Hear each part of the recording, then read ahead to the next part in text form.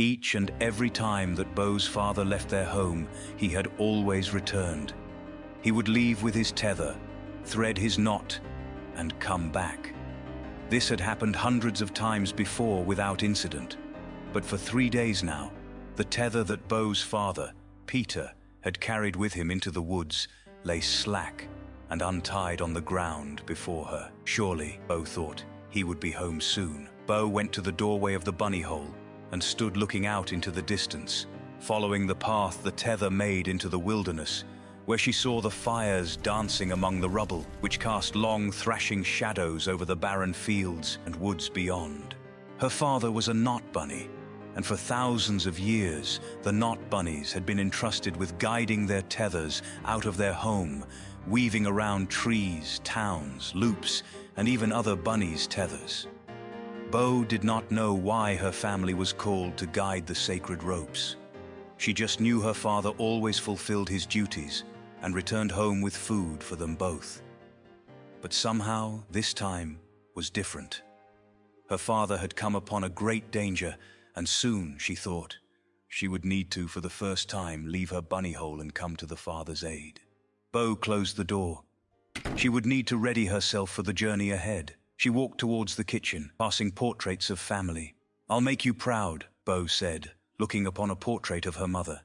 She gathered some eggs to plant just in case, but mainly she coiled the tether she would bring with her.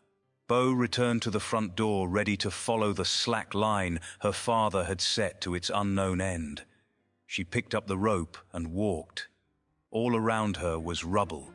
She'd heard stories from her grandparents of a great and green earth. She'd love hearing stories about how her grandparents would hide eggs around the earth and out would sprout great verdant trees, trees with vines that reached out, looking to connect with other trees.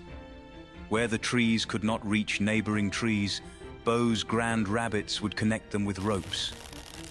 The trees Bo saw in the distance were husks of dying wood with little, if any, vegetation. The eggs she planted rarely blossomed. The rope was approaching its end, and Bo's father was nowhere to be seen. Only in the distance was a dying forest. He must be in there, Bo thought.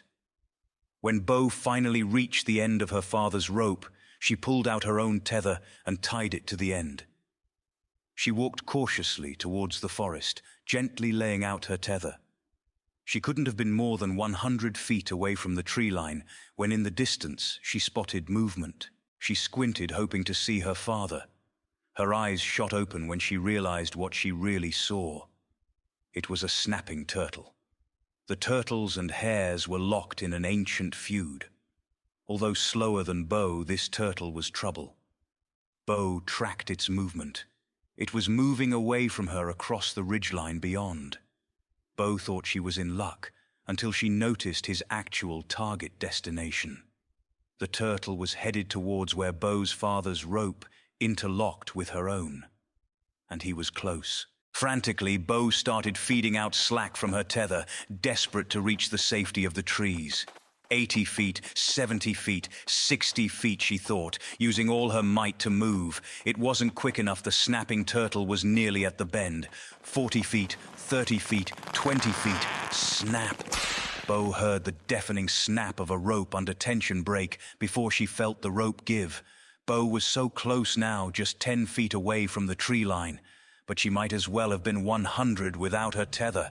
Right as the rope went slack black end, charred hands appeared in the earth below her. Smoke bellowed off of them.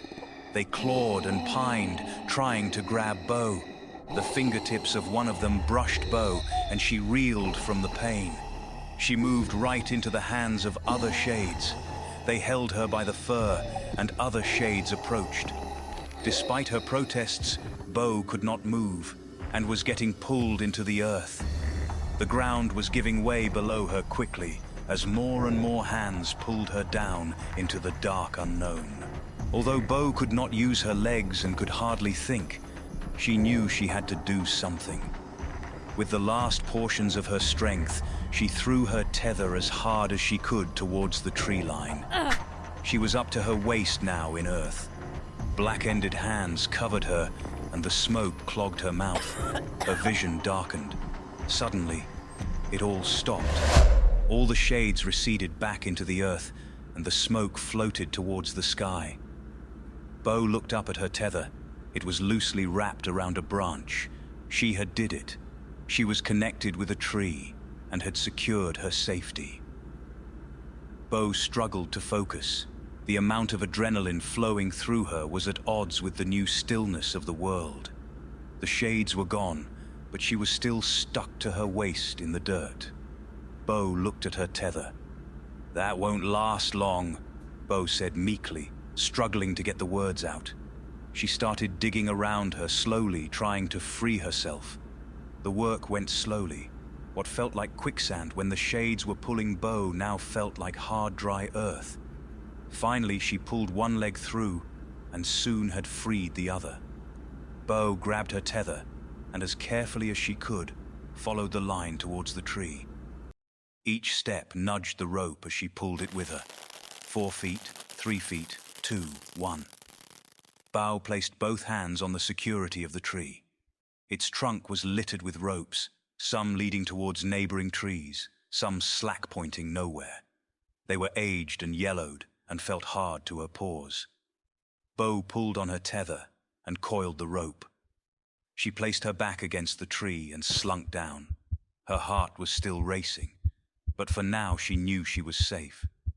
As long as she was touching a rope tied to a bunny hole or a tree sourced from an egg, she was safe from the shades and whatever other demons roamed these lands.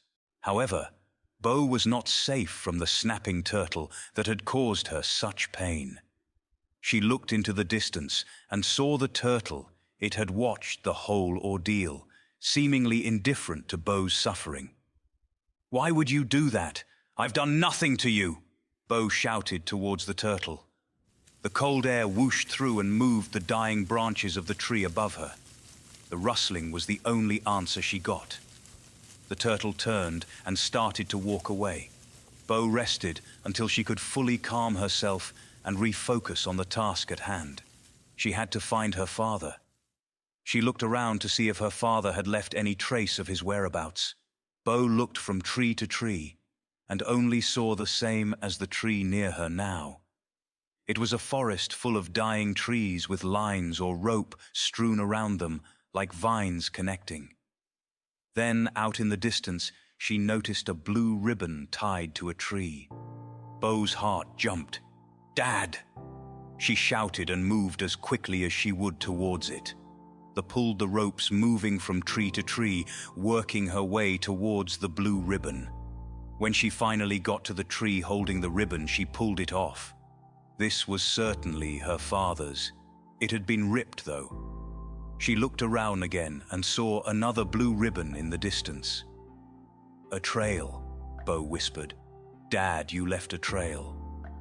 3 ribbons later, Bo was stuck again. She could not see any other sign of her dad, nor any other ribbons. "I can't stop, I've come so far," Bo said. But there was nothing to be done, no sign as to where she should go. She slunk against the trunk of the final tree. She looked out. The land was so dreary, no green. Her mother's favorite color had been green. She used to dream of a world where the trees were all green, and the dark earth she rested on now was full of green vegetation. Bo closed her eyes, hoping those same dreams would whisk her away soon. A branch snapped and fell to the floor next to Bo. She jumped upright from her slumber. It was dark out, and she heard no other noises. Bo's eyes slowly adjusted to the darkness, but once they did, she noticed a small light flickering in the distance. It didn't move like the fires she had passed as she approached the forest. No, it wasn't any brighter than the candles she used to light her bunny hole. "A candle!" Bo shouted, excited. Hope washed her fatigue away, and she gathered her belongings and journeyed toward the light. As she approached, she could tell it was another bunny hole. Her heart was racing. Would her father be in here? Would a snapping turtle? Something worse? She continued till she reached the entrance of the bunny hole.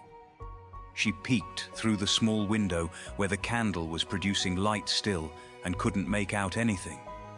She turned toward the large wood door and knocked. The wood was rotten and barely registered the force of her hand. She mustered all her bravery and hope and screamed, "Dad!" Almost immediately the door was thrown open. Bo had to jump out of the way to avoid being smashed by it. In the candlelit doorwell was Bo's father. "Bo, but how? How did you get here?" Bo's father, Peter, said in disbelief. Bo did not answer. She just jumped with all her might into the embrace of her father. "There are some people you need to meet," Peter said. "We have a way to save this earth." Bo already felt saved.